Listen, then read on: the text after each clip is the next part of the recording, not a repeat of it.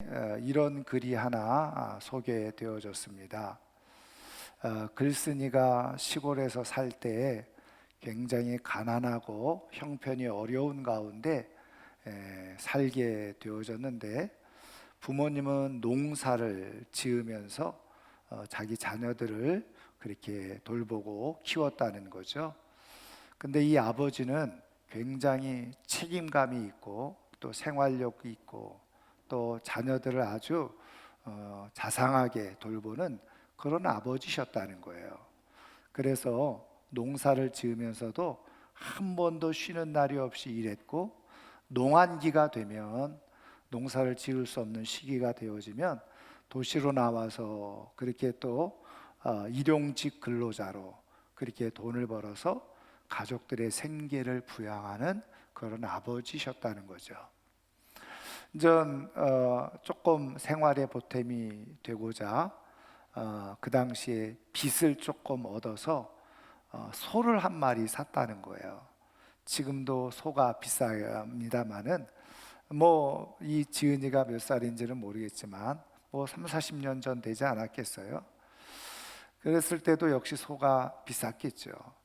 소 살 돈이 없어서 빚을 내서 소를 키우게 됐다는 겁니다.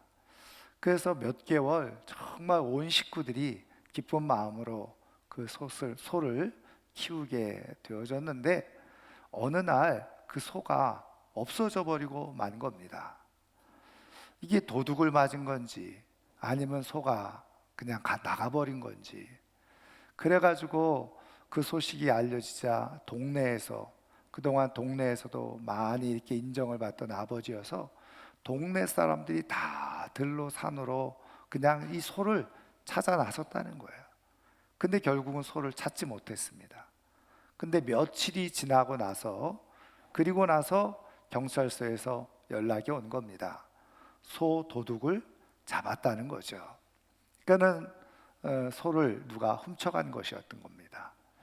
그래서 이제 현장 검증차 그 소 도둑놈을 데리고, 그리고 이제 마을에 와가지고 그 이제 소 우리관 거기에서 이제 현장 검증을 하니까 동네 사람들이 이제 다 모여든 거죠. 그리고서 그 소독놈을 향해서 다 화를 내면서 손가락질하면서 저놈을 당장 죽여야 된다고 그러고 다 내일처럼 아주 아우성을 친 겁니다. 그러니까 이 소도둑이 오히려 화를 내면서 말이죠, 사람들에게 막 욕을 하고 째려보고 그냥 죽일 듯이 그런 눈을 가지고 사람들을 바라보는 겁니다. 그런데 그때 아버지께서 그 사람에게 다가가 가지고는 담배 한 개피를 물려주고, 그리고서는 그 사람의 어깨를 이렇게 그냥 두드려 주었다는 겁니다. 그러니까 그렇게 서슬퍼르게 도끼 눈을 하고 사람을 죽일 듯이 쳐다보던 이 사람이 고개를 떨구더라는 거죠. 그리고서는 죄송합니다, 잘못했습니다, 그렇게 이야기를 하더라는 거예요. 근데 이 이야기를 어렸을 때부터 자라오면서 여러 번 수없이 들었던 아버지에 대한 미담, 그리고 그 이야기를 들을 때 참 아버지가 존경스럽다, 그런 마음을 가지고 있었는데, 이제 커서 장발장이라고 하는 소설책, 너무나 잘 아는 레미제라블이라고 하는 책이죠. 그 책을 읽으면서 이 장발장을, 도둑 장발장을 용서해 준 이 미리엘 신부와 같은 모습이 아버지에게 있었구나, 그러면서 아버지를 더 존경하는 마음을 갖게 되어졌다는 겁니다. 그렇게 자라다가 이제 나이가 조금 들어서 문득 아버지가 그때 어떤 심정으로 그 도둑을 그렇게 용서했을까, 그게 궁금해진 겁니다. 그래서 어느 날 아버지에게 물었다는 거죠. 아버지, 그때 왜 그런 상황에서 그 도둑을 그렇게 용서를 해주셨어요? 어떻게 용서할 수 있었어요? 이렇게 물었다는 거예요. 그랬더니 아버지가 빙긋이 웃으면서 이렇게 대답을 하더라는 겁니다. 그 도둑의 표정을 보니까 혹시라도 나중에 그냥 나쁜 마음 먹고 내 자식들 해코지 할까봐 그게 걱정이 돼서 그렇게 용서를 해 주었다. 그렇게 얘기를 하시더라는 거예요. 그때 이 아버지의 말을 듣고 이 글쓴이가 더욱더 큰 감동을 받은 게 뭐냐면, 자녀들을 생각하는, 자녀들이 해코지 당할까봐 그것을 생각하고 많은 손해와 피해를 보았음에도 불구하고 그 사람을 용서해 주는 아버지, 아버지의 모든 마음은 다 자녀들을 향해서 있구나, 우리들을 향해서 있구나 하는 생각이 들면서 더 아버지가 존경스러워지고 더 사랑스러워졌다는 거죠. 여러분, 정상적인 부모님이라고 한다면 모든 삶의 1순위는 아마 자녀가 아닐까, 이런 생각이 듭니다. 부모님의 마음은 자녀를 향해 있죠. 자녀가 다 잘 됐으면 좋겠고, 다 행복했으면 좋겠고, 나보다 내 자녀의 인생이 더 잘 되어지기를 원하는 것, 모든 부모님들의 마음인 줄 믿습니다. 여러분, 이런 부모님의 마음이 어디로부터 왔어요? 성경을 통해서 보면 바로 하나님 아버지의 마음이 바로 그런 마음이라는 거예요.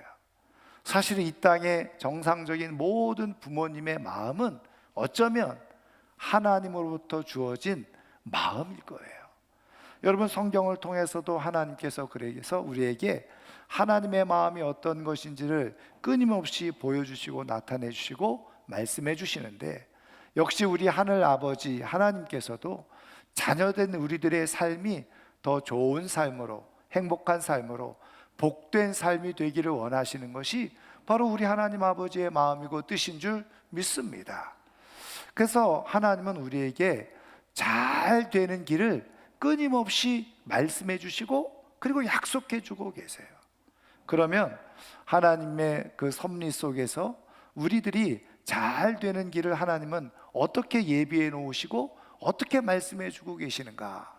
오늘 우리가 읽은 말씀 속에서 그 하나님께서 우리를 위해서 준비해 놓으시는 길이 무엇인지를 한번 살펴볼 텐데요.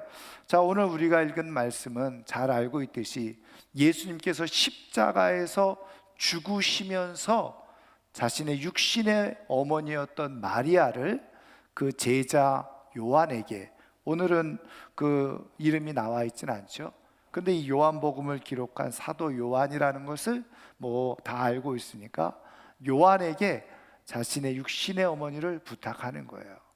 예수님께서 십자가에서 죽으시면서 지금 어머니 마리아를 보면서 그 옆에 제자 요한을 보라고, 그러면서 바로 이 요한이 이제부터는 당신의 아들이 될 겁니다. 그리고서는 요한에게는 보라, 이제부터 이분이 너의 어머니가 된다, 그렇게 말씀을 해주신 거예요. 여러분, 이 말씀을 우리가 수없이 읽었을 텐데 이 말씀을 읽으면서 뭔가 궁금하고 의문이 되는 점이 없던가요? 저는 이 말씀을 보면서 몇 가지 궁금하고 의문이 드는 점이 있었어요. 뭐냐면, 왜 예수님은 당신의 육신의 어머니를, 왜 12명의 다른 제자들도 있었고 또 심지어는 예수님의 동생, 다시 말하면 육신의 동생들이 있었거든요. 여러분, 마가복음 6장 3절 이하에 보면 이 어떤 이야기가 있느냐면, 이제 예수님이 자라신 곳이 나사렛이잖아요.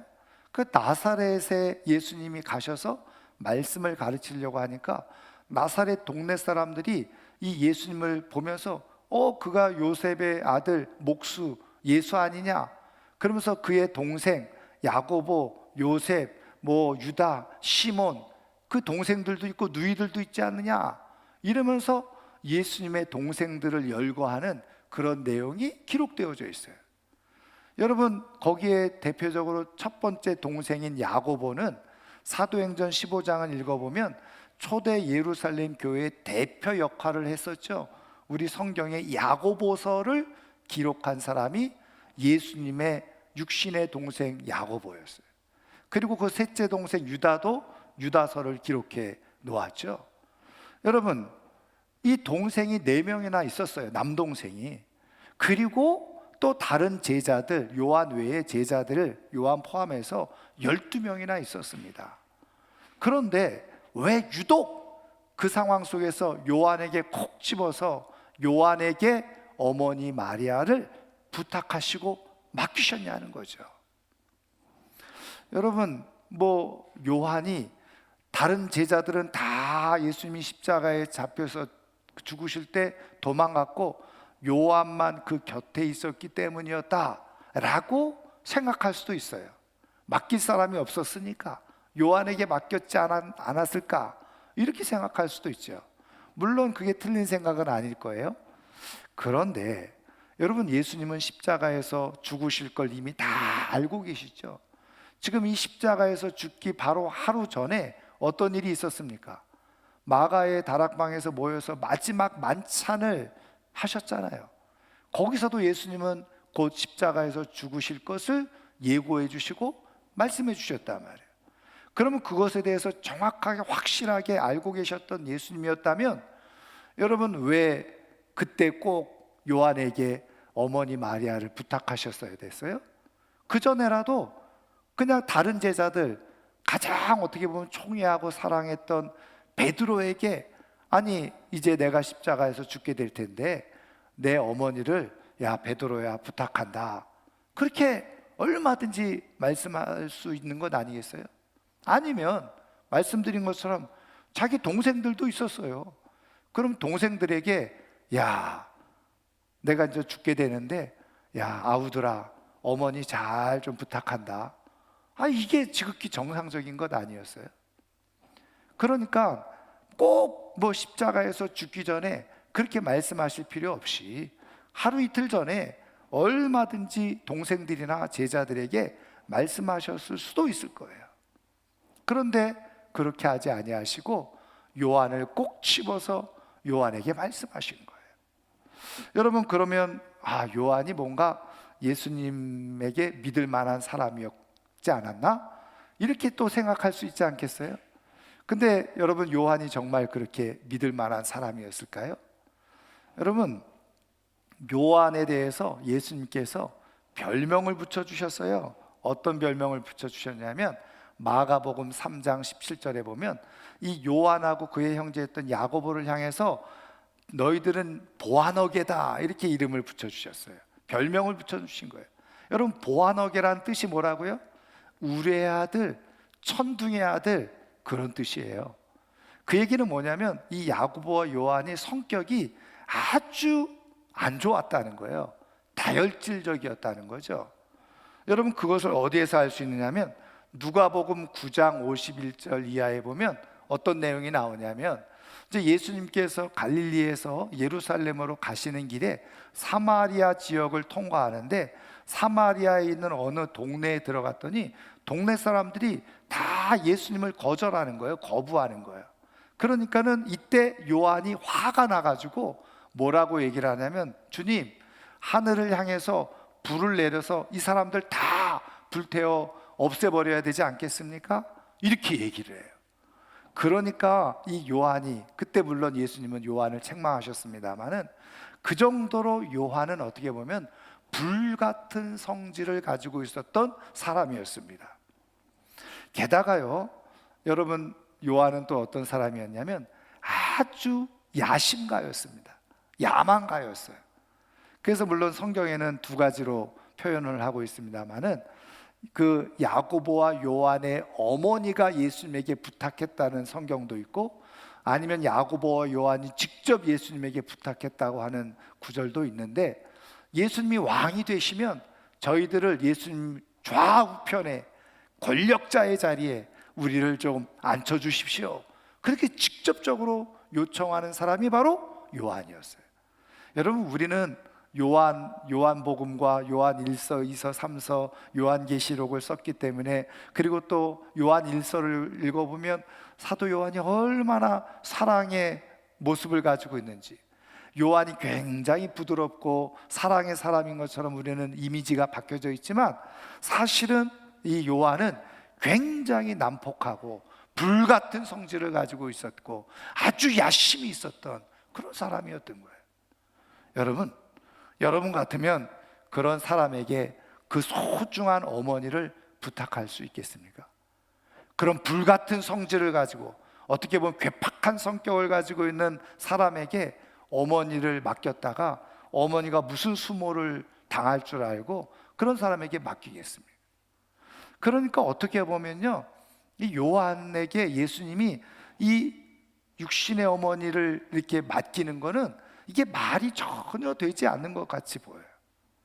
그런데 왜 예수님은 바로 요한에게 이 육신의 어머니를 너의 어머니처럼 생각하고 모시라고 그렇게 부탁하고 말씀하셨느냐는 거죠. 여러분, 여기에 바로 예수님의 아주 깊은 뜻이 담겨져 있다는 것을 알 수가 있어요. 여러분, 또 거꾸로 한번 생각을 해보세요. 그럼 요한의 입장은 어땠을까? 예수님께서 갑자기 십자가에서 죽으시면서 그 예수님의 어머니 마리아를 자기에게 부탁했을 때 요한은 어떤 생각이 들었을까?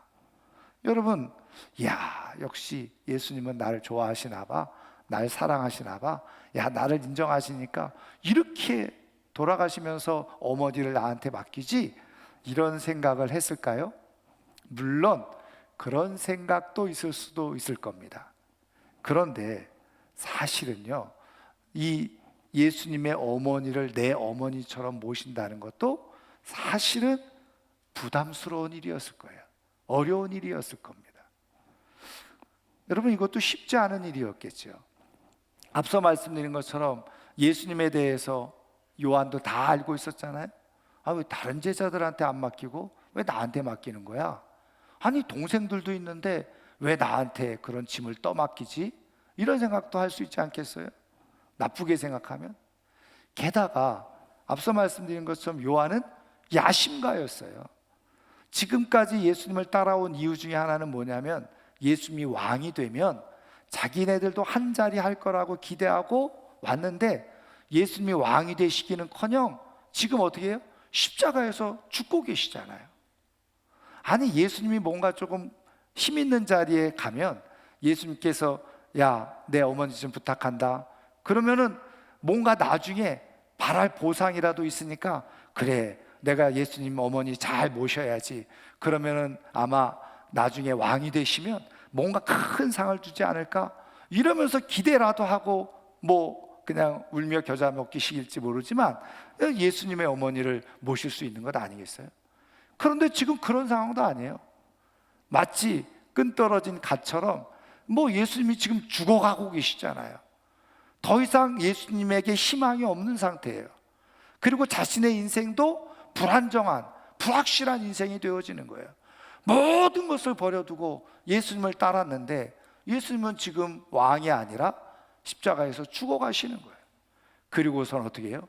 어떻게 보면 짐처럼 여기지는 어머니를 자기한테 또 맡기는 거예요. 여러분, 이미 희망이 없고 기대가 없는데 거기다 짐까지 떠안으면 마음이 좋겠습니까? 요한의 마음도 절대로 좋지 않았을 거예요. 그런데 신기하고 놀라운 것은 오늘 우리가 읽은 말씀 그대로 보면 요한이 어떻게 했어요? 그때부터 그 제자가 자기 집에 모시니라. 예수님의 어머니 마리아를 이 요한이 자기 집에 그대로 모셨다는 거예요. 어머니처럼 모시고 지내게 되어졌다는 거예요. 여러분, 요한은 왜 그렇게 짐을 떠안았을 것이며, 왜 예수님은 그 어머니를 왜 요한에게 콕 집어서, 다른 제자들도 있었고 심지어는 자기 그 친동생들도 있었음에도 불구하고 왜 요한에게 자신의 어머니를 맡겼느냐. 여러분, 성경을 가만히 여러분 읽어보면 하나님께서 일하시는 아주 중요한 방법 중에 하나가 뭐냐면, 우리에게 무엇인가 좋은 일을 주시고 삶의 좋은 길을 열어주시고자 할 때 반드시 무엇인가 떠맡기시는 게 있다는 거예요. 여러분, 요한을 콕 집어서 예수님께서 떠맡기신 이유는 간단해요. 바로 요한의 삶에 하나님께서, 우리 주님께서 주시고자 하는 은혜와 복이 있었기 때문에 그런 거예요. 여러분, 오늘 우리가 삶을 살아가면서 사실은 부모님은 내가 결정해서 부모님이 되신 게 아니잖아요. 내가 선택해서 부모님이 되신 게 아니잖아요. 여러분, 하나님께서 부모님을 우리에게 맡겨주신 줄 믿으시기를 주의 이름으로 축원합니다. 그런데 그 하나님께서 나에게 뭐 원하든 원치 않던, 또 내가 마음에 들든 들지 않던 이런 부모님을 내게 맡겨주신 데에는요 뜻이 있는 거예요. 하나님의 목적이 있어요. 하나님의 계획이 있어요. 그것을 통해서 어떻게 해요? 우리 삶에 좋은 길을 하나님께서 주시고자 하는 뜻이 있다는 거예요. 여러분, 요한이 이렇게 하나님 예수님의 말씀을 듣고 어머니를 모시게 된 이유가 무엇이었을까요? 여러분, 요한은 물론 성격도 괴팍하고 때로는 다혈질적이고 마음속에 그런 야심도 있는 사람이기도 했지만, 그럼에도 불구하고 사실은 예수님에 대한 절대적인 확신을 가지고 있었던 사람이었고, 그리고 예수님을 사랑하는 마음이 그 안에 있었던 거죠. 그래서 지금 예수님께서 다른 제자들을 다 제쳐놓고, 심지어 동생들까지 다 제쳐놓고 이 귀한 때에 어머니를 나에게 맡겨주신 것은 무슨가 뜻이 있지. 예수님이 이렇게 말씀하셨을 때는 하나도 헛된 일이 없어. 예수님을 향한 절대적인 신뢰를 가지고 말 그대로 예수님을 어머니처럼 모시게 된 거예요. 근데 그로 인해서 여러분 어떤 결과가 주어졌습니까? 여러분 말씀드린 것처럼 이 요한은 성격이 다혈질이고 아주 괴팍했어요. 그런데 그 요한이 요한일서를 읽어보면 사랑의 사도로 바뀌어졌죠. 여러분, 성경에는 기록되어져 있지 않지만 그 사도 요한의 제자로 알려진 우리 기독교 역사 속에서 전승을 찾아보면 그 제자들이 다 이구동성을 하는 말이 사도 요한의 별명이 뭐냐? 사랑의 사도였다는 거예요. 그 정도로 사랑의 마음을 가지고 교회를 섬기고 성도들을 섬기고 제자들을 섬겼던 사람이 바로 사도 요한이에요. 여러분, 불을 내려서 저 사람들을 심판하십시오 이렇게 말하던, 그리고 예수님이 왕이 되시면 나도 이 권력의 자리, 그렇게 야심을 가지고 있었던 이 요한이 어떻게 그렇게 사랑의 사람으로 바뀐 거예요.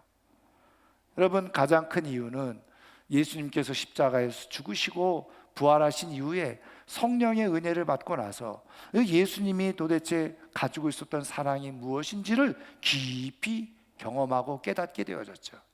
그 사랑이 요한에게 부어진 바 되어졌어요. 여러분, 그런데 그렇게 한번 성령의 은혜를 받았다 해서 사람이 확 바뀌면 얼마나 좋겠어요. 우리도 경험해 보듯이 사람이 한순간에 은혜 받았다고 교회 나온다고 확 뒤바뀝니까? 그렇지 않잖아요. 처음에는 은혜 받아서 그래 내가 사랑으로 살아야지, 열심히 살아야지 이런 마음을 먹다가도 환경과 상황 속에서 들어가면 그런 마음이 자꾸 식어지고 사라지고 버리잖아요. 아마 요한도 그러지 않았을까요? 근데 그가 어떻게 끝까지 사랑의 사람으로 그렇게 사람들에게 인정받고 존경받고 존중받는 사람이 되어줄 수 있었냐는 거예요. 바로 어머니 마리아를 어머니처럼 모시면서 그 가운데 주님께서 부어주시는 사랑이 더욱더 풍성해지는 사랑의 사람으로 바뀌어지는 역사가 일어나게 되어졌던 거죠. 여러분, 사랑이, 그리고 부모님, 그 어머님에 대한 사랑, 그리고 하나님에 대한 사랑, 예수님에 대한 사랑이 풍성해질 때 부모님까지도 사랑하게 되어지고 부모님을 기쁘게 섬기는 역사가 일어나게 되어지는 줄 믿습니다. 그런데 그게 축복이 되어져요. 여러분, 요한은요, 말씀드린 것처럼 만약에 그렇게 괴팍한 야심가로 살았다고 한다면 그는 세상에서 혹시 조금 성공했을지는 모르겠지만 존경받는 사람은 되어지지 않아요. 그리고 지금 2000년이 지나도록 요한이라고 하는 이름이 사랑의 이름으로 많은 사람들에게 알려지지는 못했을 겁니다. 그런데 그가 가장 중요한 성품이 바뀌어지는 역사가 일어나게 되어져요.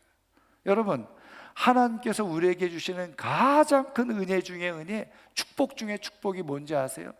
큰 부자가 되고 넓은 집 사고 좋은 차 끌고 뭐 사업 잘 되고 재산 늘어나고 자식들 잘 되고 뭐 그런 것도 하나님의 복 중에 하나이지만 그런 복은 가장 낮은 복이에요.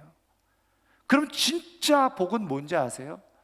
저 사람이 하나님을 닮았구나, 그런 성품으로 인정받는 것, 그것이 사실은 우리가 살아가면서 하나님으로부터 주어질 가장 최고의 명예요, 축복이라는 거예요. 여러분, 우리가 믿음을 가지고 살아가면서 야, 저 사람은 예수님 같아, 하나님 같아, 이런 말을 듣는다고 한다면 그거야말로 가장 영광스러운 삶 아니겠어요? 바로 사도 요한이 그렇게 바뀌어지는 역사가 일어나게 되어진 거예요. 여러분, 예수님의 말씀을 따라, 하나님의 말씀을 따라 부모를 잘 공경하게 되어질 때 주시는 복이 있다는 거예요. 그래서 오늘 하나님은 우리에게도 어떻게 해요? 부모님을 맡겨주신 거예요.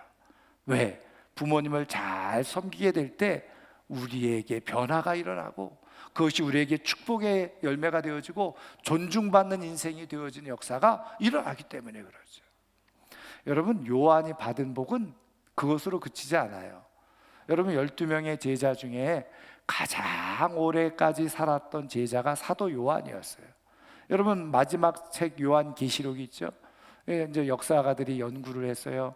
요한계시록이 언제 기록되어졌을까? 주 90년에서 100년 사이에 기록되어졌는데 이것은 사도 요한이 기록한 것이 분명하다, 이렇게 역사적으로 이미 증명이 되어졌어요. 여러분, 사도 요한은 주 6년에 태어났다라고 기록이 되어졌어요. 그런데 그 당시에 사람들의 평균 수명이 40세 정도였는데 그 2배가 되는 90세 이상의 장수를 하게 되어졌죠. 근데 이거는요, 바로 하나님께서 부모를 공경하는 사람들에게 주신 약속의 말씀이에요. 내 부모를 공경하라, 그리하면 땅에서 내 생명이 길리라 말씀해 주셨다. 여러분, 바로 요한은 이렇게 예수님의 어머니를 모심으로 인해서 이렇게 하나님으로부터 복을 받은 사람. 여러분, 예수님께서 지금 이렇게 요한에게 어머니를 부탁하신 이유는 뭐예요? 말씀드린 것처럼 요한의 인생을 존중받는 인생이요, 하나님의 말씀이 그대로 이루어지는 것을 경험케 하시는 그런 은혜를 베푸시기 위해서 예수님께서 수많은 제자들을, 심지어는 자기의 친동생들을 제쳐놓고 예수님에게, 그 요한에게 예수님의 어머니를 맡기셨다. 여러분, 오늘 이 말씀을 통해서 하나님께서 우리에게 들려주시는 음성이 있어요. 우리에게 부모님이 맡겨주신 것은 이게 짐이 아니라는 거예요. 오히려 하나님께서 우리에게 복 주시기 위해서, 은혜 주시기 위해서, 우리의 삶을 축복하시기 위해서 주시는 하나님의 축복의 길이라는 거예요. 여러분, 그것을 믿으시기를 주님의 이름으로 축원합니다. 그래서 오늘도 우리 주님은요, 우리에게 말씀하세요. 바로 예수님의 어머니를 우리에게 맡겨주시면서 보라, 이 사람이 너의 어머니다, 이렇게 말씀해 주신다는 거예요. 여러분, 이 말씀을 가만히 보면, 여러분, 왜 사도 요한은 이 내용을 다른 복음서에는 없어요. 이 요한복음서에만 이 내용이 기록되어져 있어요. 왜 요한은 이 내용을 기록했을까요? 자기가 주님으로부터 사랑받은 사람이라는 것을 알리기 위해서 기록한 걸까요? 우리가 흔히 말하는 것처럼 요한이 하나님의 영의 감동을 받아서 이 말씀을 기록했다고 한다면, 그럼 하나님의 성령은 왜 요한에게 이거를 기록하도록 말씀해 주시고 감동을 주셨느냐는 거죠. 여기에 주님이 뜻하시는 것이 있죠. 말씀드린 것처럼 뭐예요? 부모님을 잘 공경하는 사람에게 복이 있다는 것을 말씀해 주시기 위함일 겁니다. 그런데 말씀드린 것처럼 이게 요한의 부모님이 아니잖아요. 예수님의 어머니잖아요. 그러니까 어떻게 보면 요한과 상관없는 어머니를 모신 거예요. 그런데 그게 복이 된다는 것을 말씀해 주고 있다는 거죠. 그래서 오늘도 우리 주님이 우리에게 말씀하시는 거예요. 보라, 내 어머니다. 근데 그분이 누구라는 거예요? 예수님의 어머니를 우리에게 말씀해 주신다는 거죠. 여러분, 예수님의 어머니, 마리아? 그러면 가톨릭 교회처럼 마리아를 숭배해야 되나? 이렇게 생각하기 쉬워요. 여러분, 마리아를 숭배하라는 말씀이 아니죠. 여러분, 이 말씀에 담겨져 있는 의미가 뭔지 아세요? 바로 영적 어머니를 공경하라는 거예요. 그 영적 어머니는 누구를 말하는 걸까요? 저는 바로 예수님이 교회의 머리가 되시고 예수님이 교회의 몸이라고 성경은 말씀해 주고 있죠.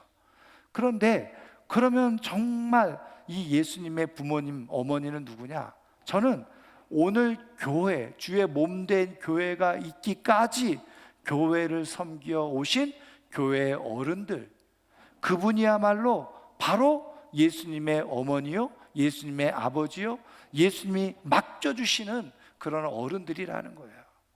그래서 오늘 주님은 이 말씀을 통해서 우리에게 말씀해 주고 계시는 거예요.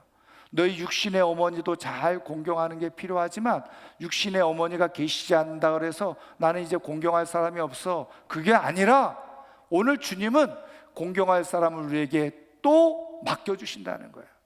근데 그 공경할 사람이 누구냐?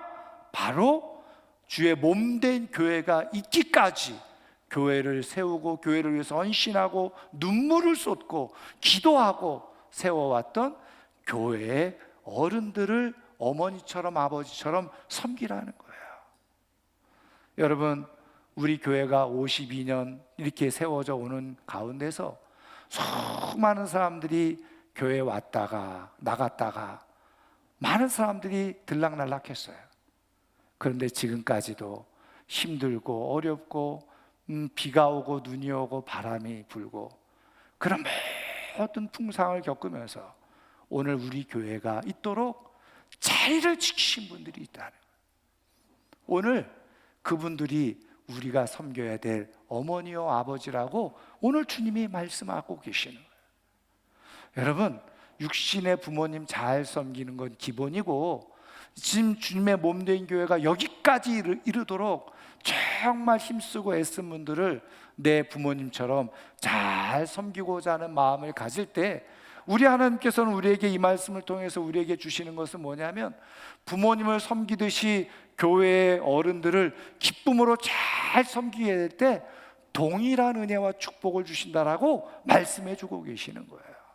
저는 이 어버이 주일에 육신의 부모님도 잘 섬길 뿐만 아니라 주의 몸된 교회가 오늘까지 이렇게 아름답게 세워지기까지 물질로, 수고로, 눈물로, 기도로, 때로는 밤을 새워가면서 힘썼던 우리 교회의 어르신들을 잘 섬김으로 말미암아서 하나님께서 우리에게 약속해 주신 축복을 풍성하게 누리며 살아갈 수 있는 하나님의 사람들 되기를 주님의 이름으로 축원합니다.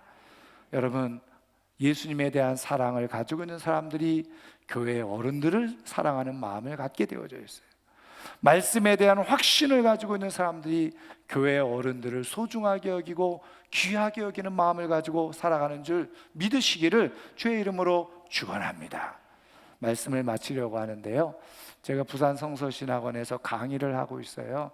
거기 학생 중에 장로님 한 분이 나와서 배우고 있습니다.